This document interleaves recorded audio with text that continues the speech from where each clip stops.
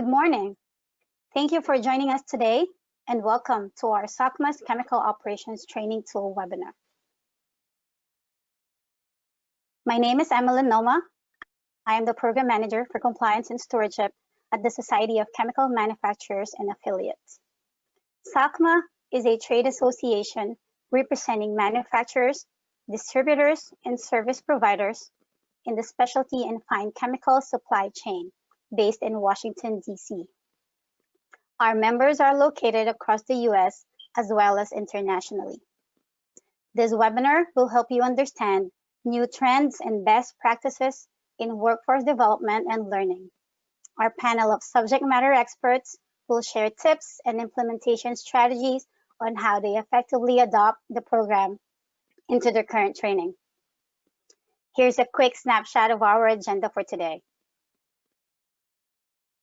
Now to turn it over to our panel of experts, I'd like to introduce our presenters for today.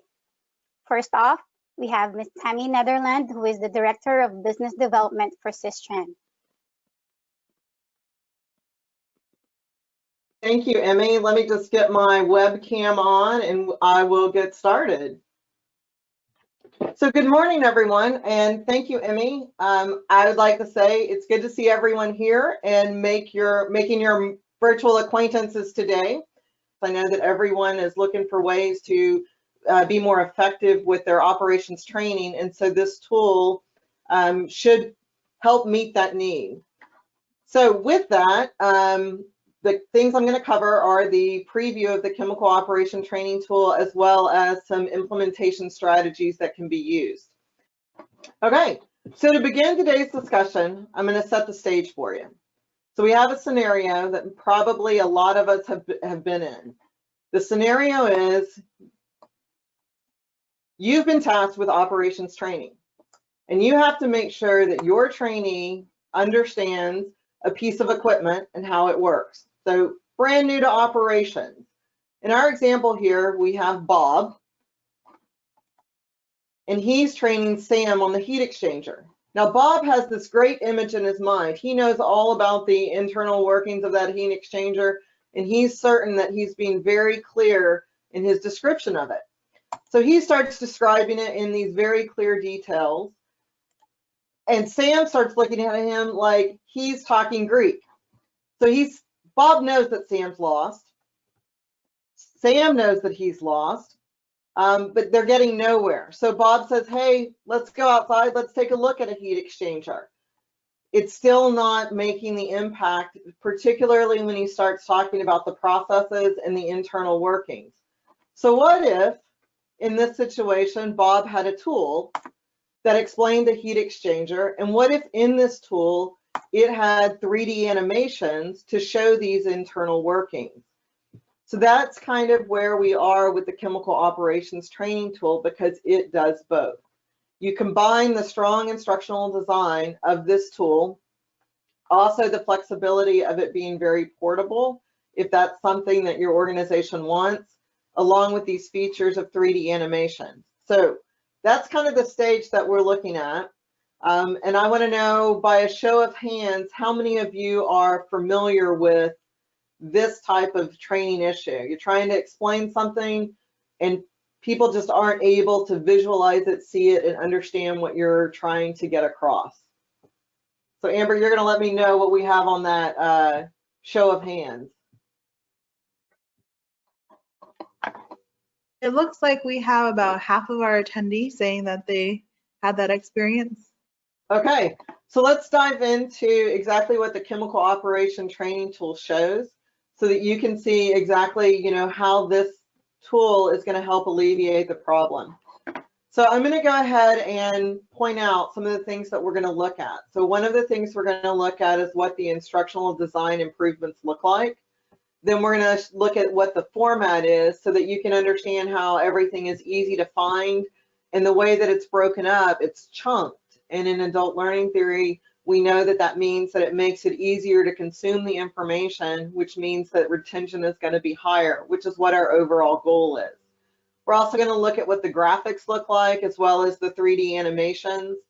Know that there's also updated PowerPoints that go along with this curriculum. Because we know some people are teaching in a classroom setting, not everybody, but those are available as well as part of this.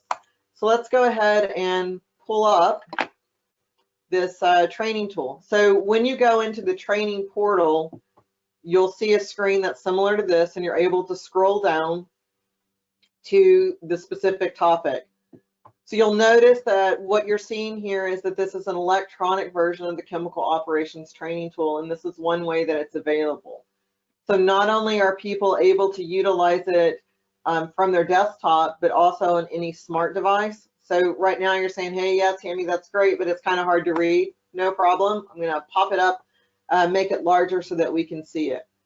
So before we dive into what the actual content looks like, I'd like to go ahead and point out some of the instructional design features.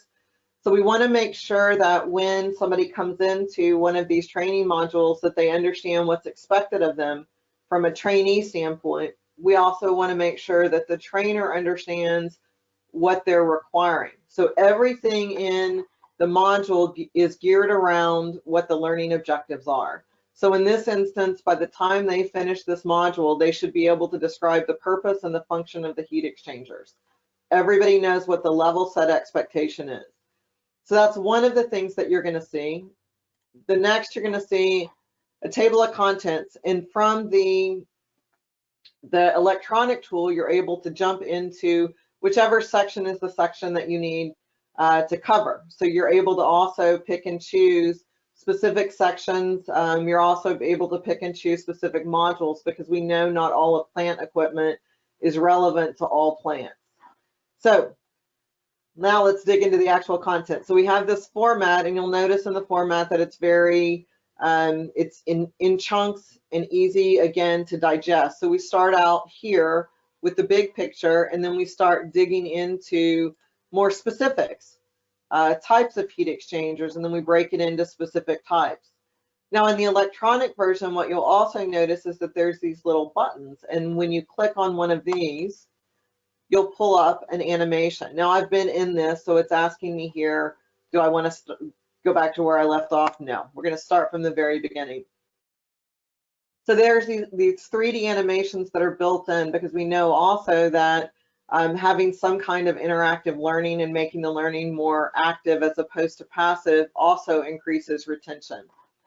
So these little animations are about, the entire module lasts somewhere between 2 and 5 minutes. It's called microlearning.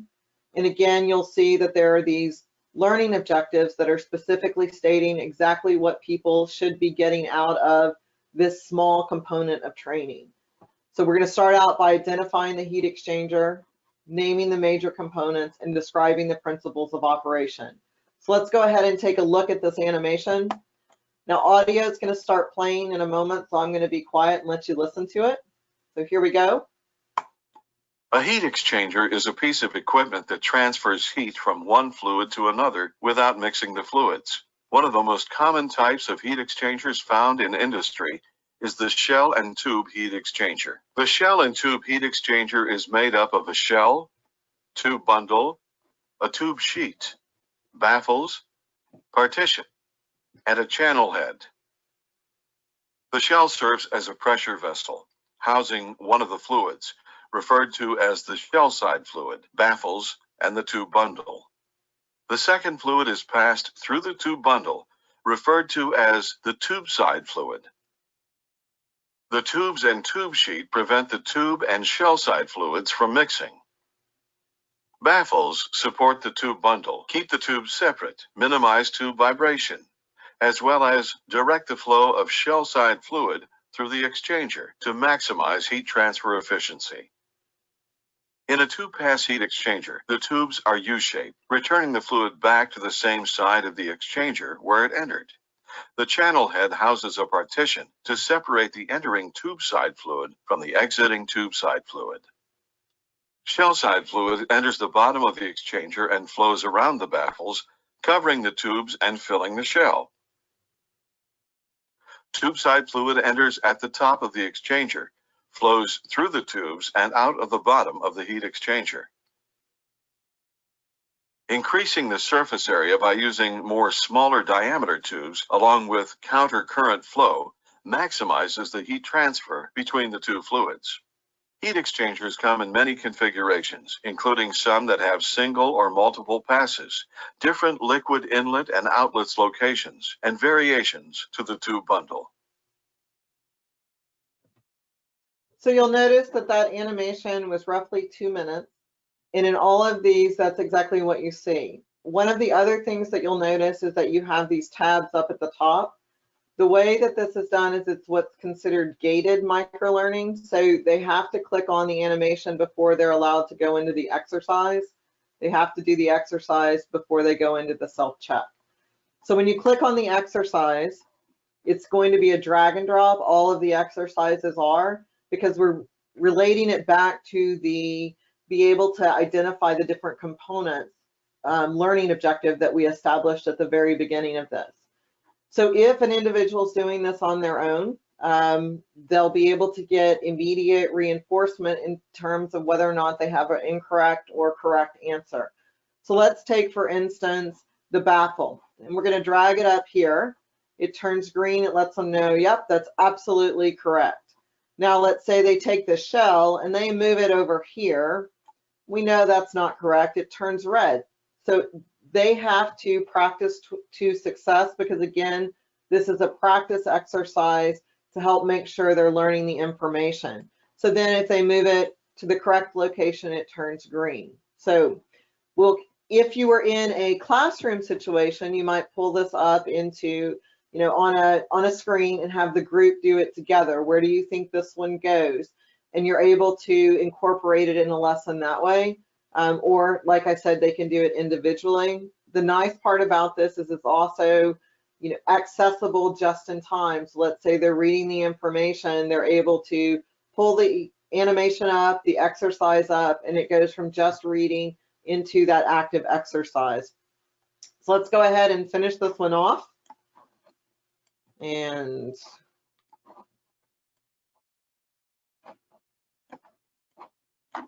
once they submit that, they get the validation that yes, you are correct. And you'll notice that once they complete it, that allows them to go into the self-check. They can click on that. And in the self-check, there's 2 multiple choice questions that go over those principles of operation. So again, if you were in a classroom situation, you could ask the group, which one do you think is the correct answer? And then again, they're going to practice to success on this as well. So let's say they decide that the countercurrent flow and use of a small diameter tubes reduces turbulence. No, that is not correct. So they have that opportunity to try again. So they'll go back in, maximizes heat transfer. Yes, you got it right. And then they're allowed to move on to the next question. So in this one, heat exchangers come in many configurations, including some that have blank passes, internal and external, inlet and outlet, single or multiple, or reverse flow. So they'll send that in, they get the validation again, and then they're able to go back and review any of the information that they want to up here, or look at the questions again down here. So that's what the animations look like. And those are sewn in throughout these modules. So anytime you see one of these little buttons on the electronic version, you're able to click on that and go into the animation. Now you say, okay, Tammy, that's great, but what if I want folks to be able to access these animations by standalone? So I want them to go through some of the specific pieces of equipment before they come to training that day, or before we dig into the actual, text curriculum. That's not a problem either. So one of the other features in the training portal is you can scroll down to the bottom of it and see all of the different animations or interactive videos, as it states here. So they can go directly to specific ones if you want them to do that as a standalone activity. So now that we've looked at those things, I'm going to ask real quick, does anybody have any questions before I move back into some of the other presentation pieces? Yeah, so what customization options are there? For example, are the PowerPoints able to be updated for site-specific equipment? So when you get the PowerPoints, and I'll go ahead and click over to one of those so that you can see what they look like.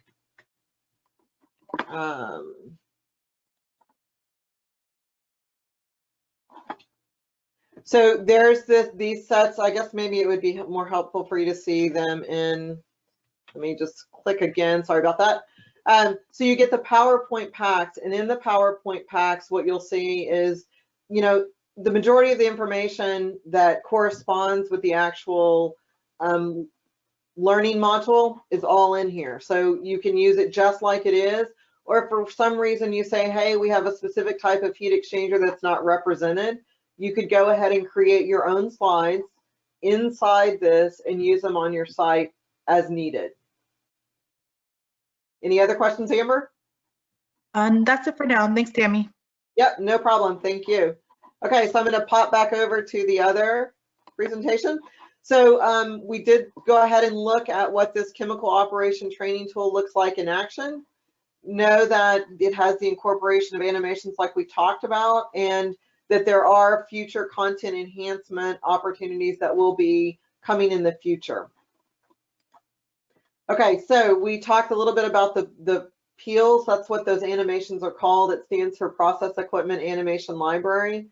Some of the benefits of using the PEALs is that, first, it's very quick. So it's very targeted delivery. It's called microlearning about very specific things, which increases retention, as well as there's those engaging activities, the exercises, the multiple choice questions, and that helps with, again, retention, which is what our overall goal is. We want to get people to be moved from being passive learners to active learners. And all of these things lead to that higher retention. So the next piece I wanted to talk about was implementation strategies. And I know that both Dave and Sean are going to be talking about how they're implementing the chemical operation training tool in just a minute. But I wanted to let you know that some of the different features that you would want to think about is that because of the way that these are designed and built, going to that question about PowerPoints, you can add your own content. You can also choose which modules are most appropriate for your training plan. So there are these modules and they're broken into specific groups from basic science to plant equipment, etc. And you're able to choose which ones are most applicable for your training objectives and goals. You can also bridge to the LMS. So from your company's LMS, you can put links that bump out into the SOCMA content, and by utilizing the Kim Stewards portal. There are some other pieces that we're working on right now to make transitions even more smooth than what it currently is. So that's stuff that's in the works in the background right now. So those are a couple of the different ways that you can implement. The other way is that you can outsource some of your training needs to a company like Systrans. So let's say that you have a group that's coming through and you need instructors because you don't have the bandwidth, maybe. So and that we could come in and we can also help out with that. So those are a few of the different implementation strategies that you can use with the chemical operations training tool. Thanks, Tammy. And lastly, feel free to reach out to any of our SOCMA team if you need more information about the training tool.